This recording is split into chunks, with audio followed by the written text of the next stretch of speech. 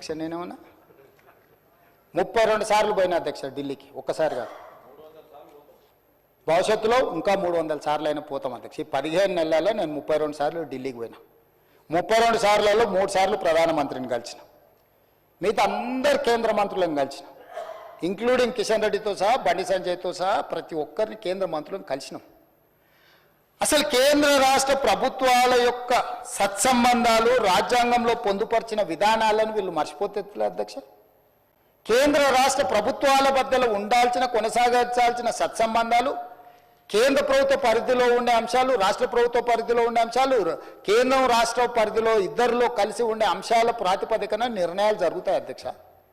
అనుమతులు ఇవ్వాలి, నిధులు ఇవ్వాలి, దానికి సంబంధించిన విషయాలను మనం కేంద్రానికి విడమర్చి చెప్పాలి.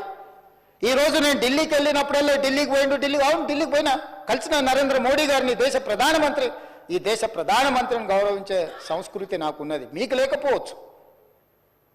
మీరు కేసుల కోసమే చీకట్లో గెలుచుకుంటూ ఉండొచ్చు, మీరు మీ సంపాదనను కాపాడుకోవడానికి మీరు ఎవరైనా కాళ్ళు పట్టుకోవచ్చు. నాకే ఉంది, బాజాప్తా గెలిచిన బడేబాయ్ అన్నాడు, yes on the floor on record. నేను మళ్ళీ ఒక్కసారి చెప్పదలుచుకుని, దేశ ప్రధానమంత్రి ఏ రాష్ట్ర ముఖ్యమంత్రికైనా పెద్దన్న లాంటి వాడే. రాష్ట్రాల ముఖ్యమంత్రులు, రాష్ట్రాల కూడికనే కేంద్రము, రాష్ట్రాలలో ఉండే ముఖ్యమంత్రులకు ప్రధానమంత్రి పెద్దన్న లాంటి వాడు. ప్రధానమంత్రి తీసుకునే నిర్ణయాలు, కేంద్ర మంత్రివర్గం తీసుకునే నిర్ణయాలకు రాష్ట్రాల అభివృద్ధి కోసం ఉపయోగపడుతుంది. ఇందులో రాజకీయం ఏముంది అధ్యక్ష?